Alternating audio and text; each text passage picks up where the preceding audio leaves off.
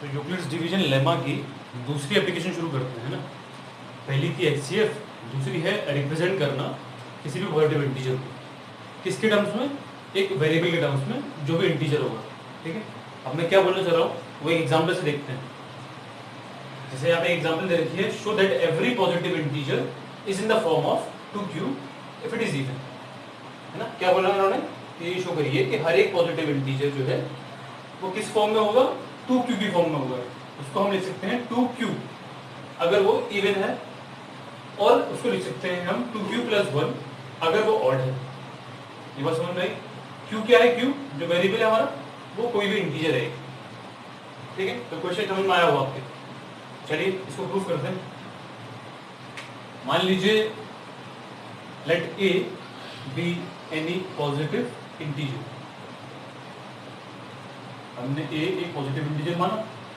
ठीक है, तो बाय यूक्लिड्स डिवीजन लेमा, अगर आप यूक्लिड्स डिवीजन लेमा का यूज करें तो बताइए आप किसी पॉजिटिव इंटीजर को यूक्लिड्स डिवीजन लेमा का यूज करके किस तरह लिखते थे, कुछ इस तरह लिखते थे, b q + r लिखते थे इस तरीके से, जहां पे r की लिमिट्स क्या थी, r की लिमिट्स थी ये।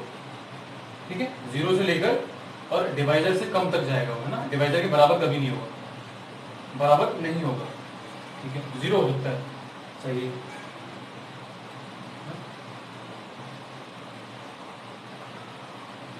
अब हम क्या करेंगे, b = अगर हम 2 मान लें, है, अब हमने b = 2 क्यों माना, ध्यान समझ में आया कि यूक्लिड्स डिवीजन लेमा से हम किसी भी पॉजिटिव इंटीजर को इस तरीके से लिख सकते हैं, है ना।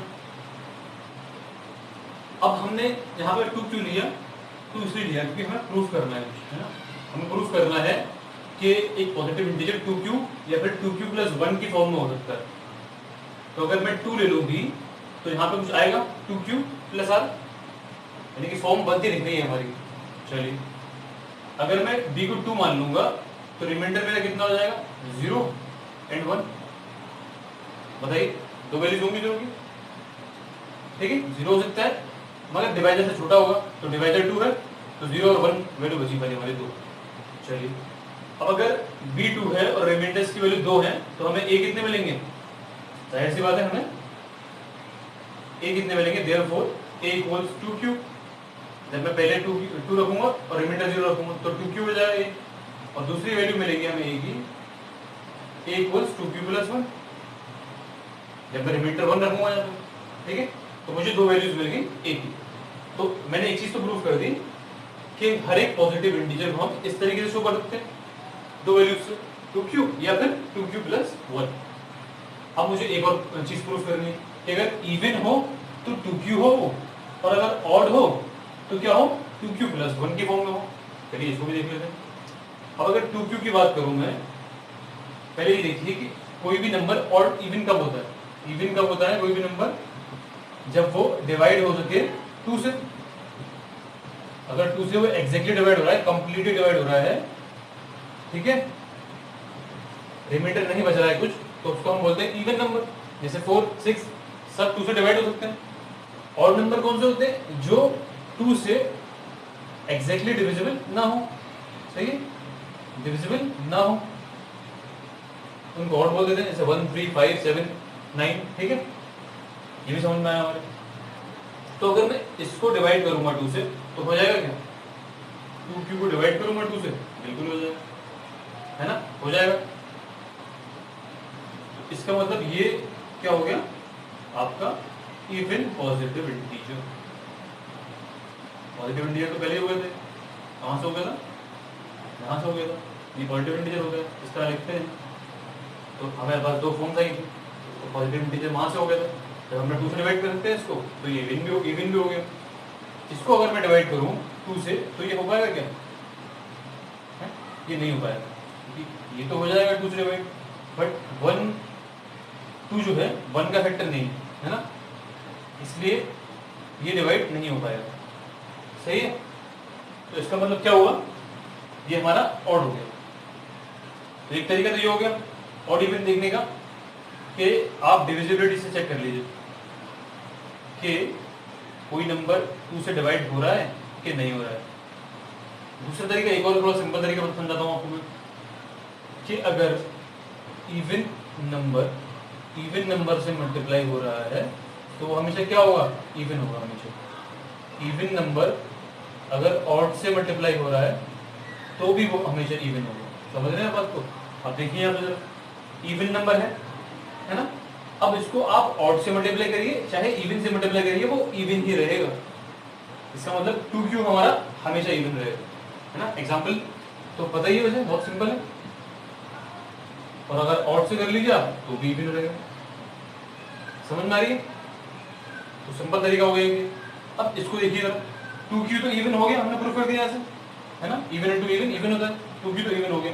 मगर मैं इवन में अगर ऑड प्लस करूं, इवन प्लस ऑड करूं अगर मैं, तो वो क्या होता है, वो होता है ऑड।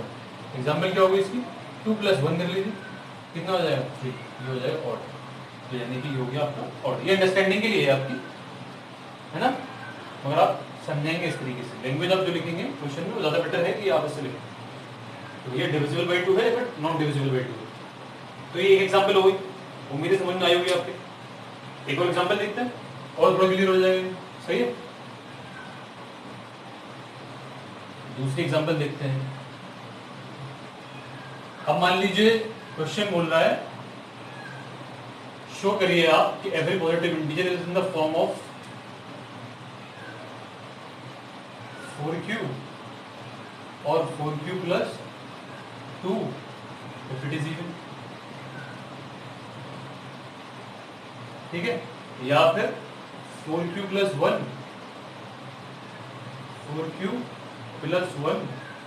और 4q + 3 if it is odd, सही। अब क्वेश्चन आपको इस तरीके से दिया हुआ है कि प्रूफ करिए, इसको शो करिए कि हर एक पॉजिटिव इंटीजर जो है वो 4q + 2 4q + 3 4q + 1 की फॉर्म में होगा। इवन होगा अगर तो इन दोनों फॉर्म्स में होगा, और ऑड होगा अगर तो इन दोनों फॉर्म्स में देखा जा सकता है। इसको देखते हैं, क्यों क्या है हमारा, कोई कुछ भी इंटीजर, कोई भी इंटीजर, ठीक है। इसको देखते हैं कि कैसे करेंगे शो। मान लीजिए हुई, let a be any positive integer. हमने मान लिया a कोई पॉजिटिव इंटीजर है, एनी पॉजिटिव। आप जब भी क्वेश्चन में लिखेंगे तो आप पूरे लिखिएगा उसमें ना, शॉर्ट फॉर्म में मत लिखिएगा।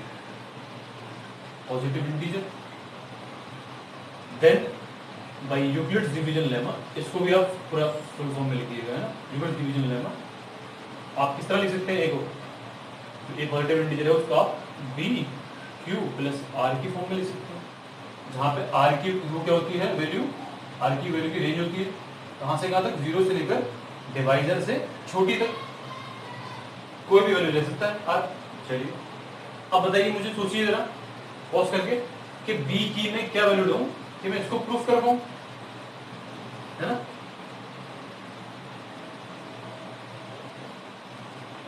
अगर मैं b को 4 ले लूं तो कुछ इस फॉर्म्स में आने लगेंगे मेरे चीजें, a की वैल्यू इस फॉर्म में आ जाएगी, है ना।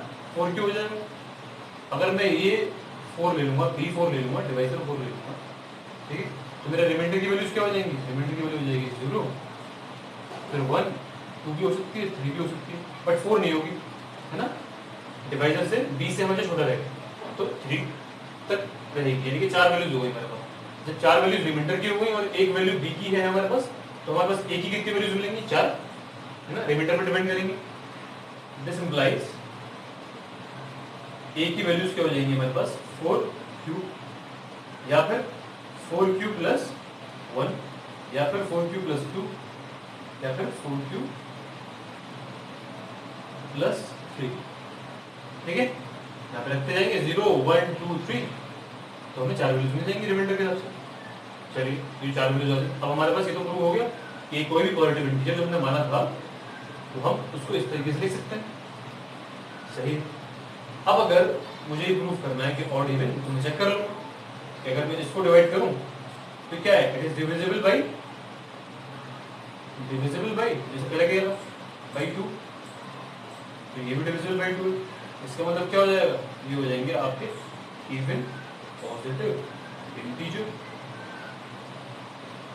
और इसकी बात करूं अगर मैं, और इसकी बात करूं, नॉट डिविजिबल बाई 2,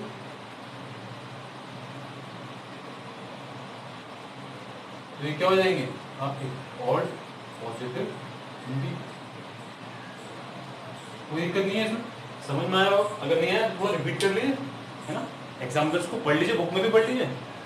लैंग्वेज की अगर बात करूं मैं कि लैंग्वेज कैसे लिखनी है, तो आपको पहले कॉन्सेप्ट समझ में आ जाए, आप लैंग्वेज अपनी भी लिख सकते हैं, जो मैंने बोली है, जो मैंने दिखाई है, उस तरीके से लिख सकते हैं आप क्वेश्चन को, अगर दिखाना है आपको पेपर, या फिर जो बुक्स में है एग्जाम्पल उनकी लैंग्वेज लिख लीजिए आप, या फिर आप अपनी लैंग्वेज लिख लीजिए, है ना। सिर्फ मकसद क्या है, आपका एम होना चाहिए कि आपको समझा देना है ना, जो आप लिख रहे हैं, इतना काफी है।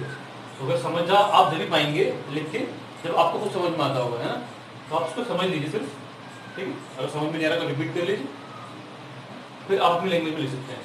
अब ये तो हो गया नंबर की बात, ये तो हो गया पॉजिटिव इंटीजर की बात। अगर मैं पॉजिटिव इंटीजर के स्क्वायर को, क्यूब को रिप्रेजेंट करना चाहूँ तो किस तरह करूँगा, एक एक एग्जाम्पल उसकी भी देखते हैं, है ना।